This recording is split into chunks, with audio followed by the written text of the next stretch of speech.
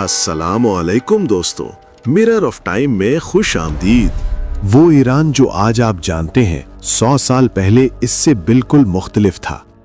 20ویں صدی کی ابتدا میں یہ سرزمین قاجار خاندان کے زیر سایہ ایک نئے دور کی دہلیز پر کھڑی تھی۔ تہران اس وقت ایک چھوٹا شہر تھا جس کی آبادی 2 لاکھ سے زیادہ نہ تھی۔ شہر کے گرد مٹی کی فصیل تھی اور اس کے 12 دروازے ہر صبح ایک نئی دنیا کھولتے تھے۔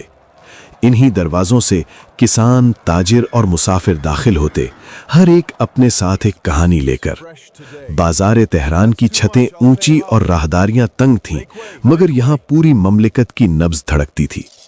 ریشم، زعفران، پستہ اور قالین، یہ وہ اشیاء تھیں جن پر ایران کی تجارت کا انحصار تھا۔ ایرانی قالین بننے والے کاریگر برسوں کی محنت سے ایک ایک گرہ لگاتے اور ہر قالین ایک شاہکار بنتا۔ اصفہان کے میدان نقش جہاں میں صدیوں پرانی عمارتیں اس دور میں بھی اپنی پوری شان سے کھڑی تھیں۔ شیراز کی فضا گلاب کی خوشبو سے بھری ہوتی، جہاں سعدی اور حافظ کی یادیں ہوا میں گھلی تھیں۔ دیہاتوں میں زندگی سادہ مگر محنت سے بھری تھی۔ کسان طلوع آفتاب سے پہلے کھیتوں کی طرف نکل پڑتے۔ قنات کا قدیم نظام ہزاروں سال پرانا تھا، جو زیر زمین پانی کو صحرا کے پار کھیتوں تک پہنچاتا۔ نوروز کی آمد پر گھروں کو تازہ رنگوں سے سجایا جاتا، ہفت سین کی دسترخوان پر بہار اتر آتی۔ چائے خانہ ایرانی سماج کا مرکز تھا، جہاں شطرنج کی چالیں اور شاعری کے مصرے ساتھ چلتے۔ داستان گو رات کو آگ کے گرد بیٹھ کر شاہ نامہ کے قصے سناتے اور سننے والے سانس روک لیتے۔ مشہد کا روضہ ہر سال دور دراز سے زائرین کو اپنی طرف کھینچتا۔ راستے طویل مگر عزم پختہ ہوتا۔ علم کا دروازہ اس وقت بیشتر مدرسوں سے ہو کر گزرتا تھا، جہاں فارسی ادب اور فلسفہ پڑھایا جاتا۔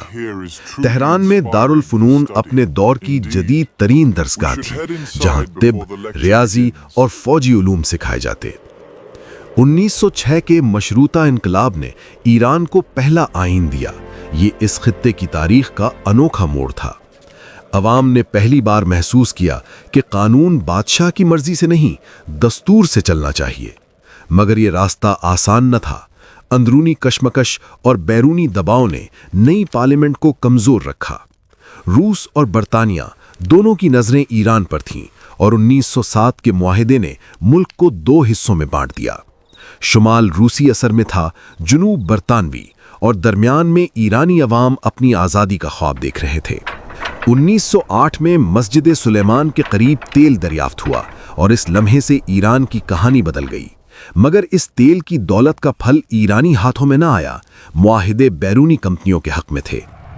پہلی جنگ عظیم میں ایران غیر جانبدار رہا، مگر اس کی سرزمین مختلف افواج کی گزرگاہ بنی۔ قحط اور بیماری نے اس دور میں ایران کو بری طرح متاثر کیا، لاکھوں لوگ بے سہارا ہو گئے۔ انہی مشکلوں کے درمیان ایرانی عوام نے اپنی زبان، اپنا ادب اور اپنی پہچان محفوظ رکھی۔ 1921 میں رضا خان نے تہران میں اقتدار سنبھالا اور جدید ریاست کی بنیاد رکھنے کا عمل شروع ہوا۔ نئی سڑکیں، نئے قوانین اور نیا نظام فوج، ایران ایک نئے سانچے میں ڈھلنے لگا۔ مگر ہر تبدیلی کے باوجود ایران کی روح اپنی جگہ قائم رہی۔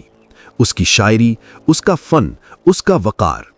پہاڑوں کے سائے میں بسے گاؤں، کاریز کے کنارے کھڑے درخت، یہ سب اس تہذیب کی یادگار تھے۔ ایران نے 100 سال پہلے جو دکھ جھیلے وہ کسی بھی قوم کو توڑ سکتے تھے، مگر یہ سرزمین ڈٹی رہی، کیونکہ جس قوم کی جڑیں تاریخ میں اتنی گہری ہوں اسے وقت کی آندھی اکھاڑ نہیں سکتی۔